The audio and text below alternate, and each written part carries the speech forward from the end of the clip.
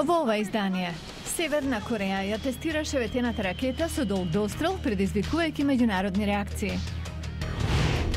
Зошто штрајкуваат работниците во Мичиген? Нова атракција во Природонаучниот музеј во Вашингтон.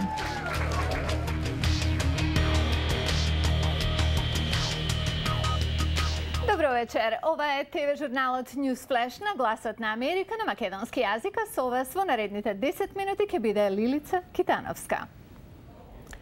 Северна Кореја триумфално објави дека лансирањето на ракетата заедно со пласирањето на сателит во орбитата било успешно, оглушувајќи се на меѓународните предупредувања. Јужнокорејските и јапонски представници на одбраната потврдија дека сите три делови на ракетата се одвоиле како што било планирано. Американската армија кажа дека Пјонкјанг лансирал објект што изгледа дека стигнал до орбитата. Други аналитичари ја дадоа истата оценка. САД, Северна Кореја и Јапонија и повеќе други влади веднаш го осудија лансирањето како тест на балистички проектил што е забрането со резолуции на Советот за безбедност на Обединетите нации. Дипломатите велат дека Советот за безбедност денеска ќе разговара за прашањето. Американскиот секретар за одбрана Леон Панета пристигна во Авганистан во најавена посета, што ќе вклучи и разговор со председателот Хамид Карзаи. Панета во Авганистан дојде од Кувејт. Вооружено лице вчера отворило оган на луѓе во трговски центар близу Портланд, Орегон, убивајќи 2 лица и ранувајќи непознат број жртви. Полицијата вели дека вооруженото лице действувало самостојно и си го одзело и сопствениот живот. Повеќе од 100 полицајци до доцна синоќа го пребарувале трговскиот центар за повеќе жртви. Во градот на средниот запад на Соединетите Американски држави, Ленсинг во Мичиген, вчера имаше големи работнички протести. Повод беше усвојувањето на законот за право на работа, спонзориран од републиканците, што е пак клучна заложба на Демократската партија. Повеќе од прилогот на Брајан Паден. Show me what democracy looks like! This is what democracy looks like! Синдикалците излегоа во илјадници пред зградата на државниот капитол на Мичиген да протестираат против легислативата за забрана на синдикатите да бараат работниците да плаќаат чланарина. Ова, сметаат противниците, ќе придонесе за намалување на членството и со тоа намалување на влијанието на организираната работна сила. Мичиген е центар на американската автоиндустрија и синдикатите на работниците во неа се сметаат за срцевината на работничкото движење во државата. Градежниот работник и член на синдикатот, Фред Кит, ова го гледа како обид да се намалат платите и заштита на работниците.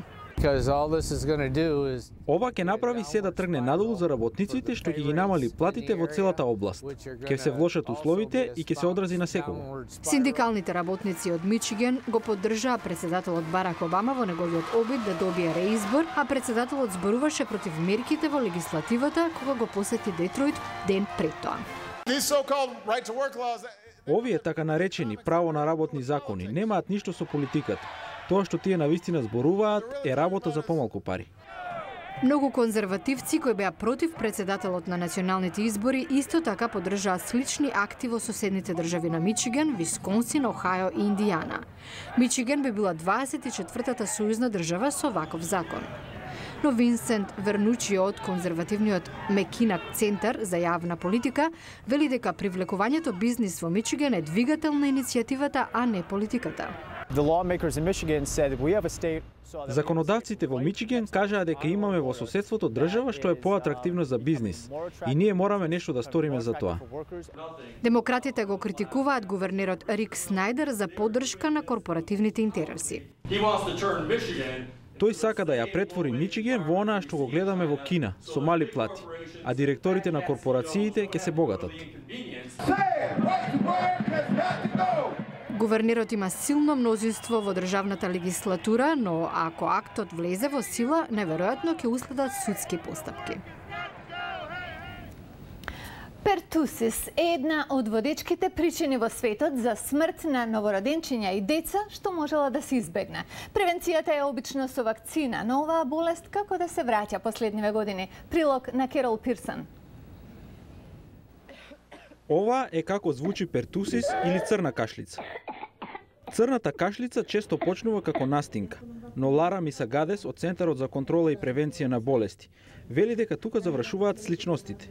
Таа ја водела студијата што туку публикувана во журналот на Американската медицинска асоциација. Пертусис е многу заразна респираторна болест. Ја предизвикува бактерија и често е позната како црна кашлица. Се карактеризира со силно кашлање што трае долго време и до 10 недели. Настинките се предизвикани од вирус, но слично на нив пертусис може да се случи секому, но само кај одредени категории е закана по живот. Глобално до 50 милиони луѓе годишно заболуваат од болест, а 300.000 умираат од неа. 90% од случаите се во земите во развој. Вакцината може да ја спречи. Вакцината е како серија од вакцини за грип во 5 дози, но истражувачите нашле дека заштитата од имунизација со време опаѓа. Доктор Грегори Поланд е од клиниката Мејо во Минесота. Првата година по вакцинирањето заштитата е 100%, но до петата година ефективноста е само 30%. Доктор Поланд вели дека многумина грешат мислејќи дека црната кашлица е детска болест. Тој вели сите се подложни.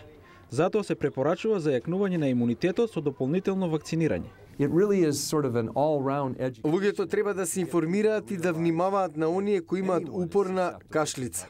Додека целта е да се развие подобра вакцина. Во меѓувреме може да помогне и обично, но често миење раце, препорачуваат лекарите.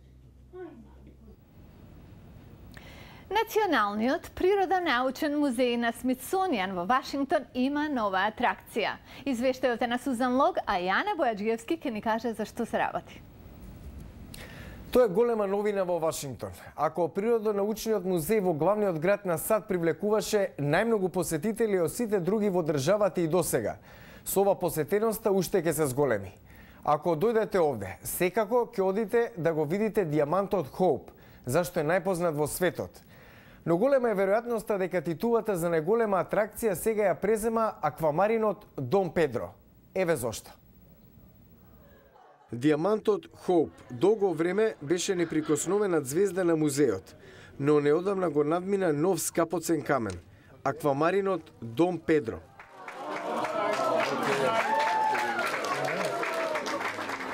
Посетителите и медиумите се надпреваруваат да направат фотографија од светкавиот обелиск, што стои 35 сантиметри високо и тежи над 2 килограми. Тоа е најголемиот исечен и полиран скапоцен камен на аквамарин на светот. Джефри Пост е кустос на колекцијата на минерали во музеот. Многу е ретко, многу необично за било кој минерал да произведе кристал од таа величина и квалитет, што може да резултира во брусењето на Дом Педро. И повеќето би били исечени во скапоцени камења за накид, како овие. Тоа би било и судбината на Дом Педро, доколку не беа богатите колекционери Джейн Мичел и незиниот сопруг Джефри Блант. Мислев дека тоа би било голема загуба. Тогаш ние истапивме и побаравме да го купиме. Не сакавме да го задржиме за нас. Мислевме дека многу луѓе ќе бидат воодушевени како што сме ние. Затоа тие го донирале Дом Педро на Природно-научниот музеј на Смитсонијан. Со 7,4 милиони посетители минатата година, тој е најпопуларниот музеј во САД, што во најголем дел се должи на дијамантот Хоуп. Сега посетителите имаат уште една причина да дојдат овде. Автомобили без возачи се повеќе на улиците на САД. Гледајте во емисијата во четврток.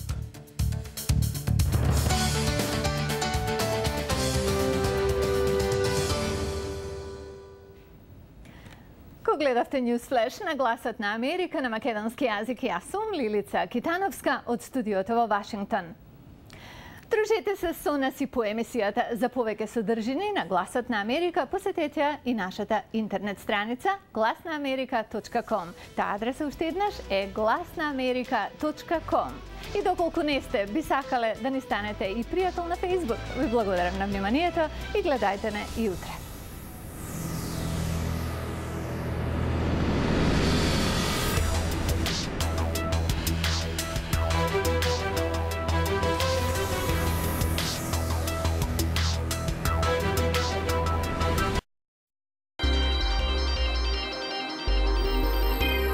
1942 was a very turbulent and tragic, difficult time in American history, and freedom and liberty were at peril due to the Nazi and fascist advances. So the mission of Voice America has obviously evolved over 70 years. Still over 60% of the world lives in a restricted environment from the standpoint of a free media. And as long as that exists, then there's a role for Voice of America to not only just express the viewpoint of the United States, but also and news about the United States, but news domestically and news internationally. The message is to our listening audience outside the United States is have faith and continue watching and spread the truth, tread the facts as to whatever the news may be. And to the United States and American citizens who fund this operation, it's